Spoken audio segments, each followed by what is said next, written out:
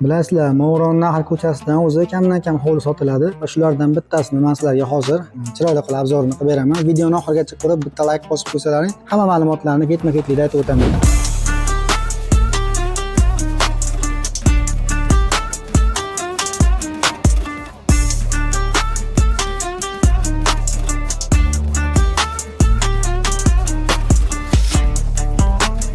Bu xonadonimizga keng va katta bo'lgan darvozaxonamizdan kirib kelamiz. Darvozaxonamizda mana o'zining alohida elektromobillarga moslangan zaryadnilari bor va ro'paramizda ikkita xonamiz joylashgan. Ichma-ich holatda bitta oshxona, bitta xonamiz bo'lyapti. Bu xonamiz yonida ham 3 ta ketma-ketlikda yonma-yon xonamiz joylashyapti.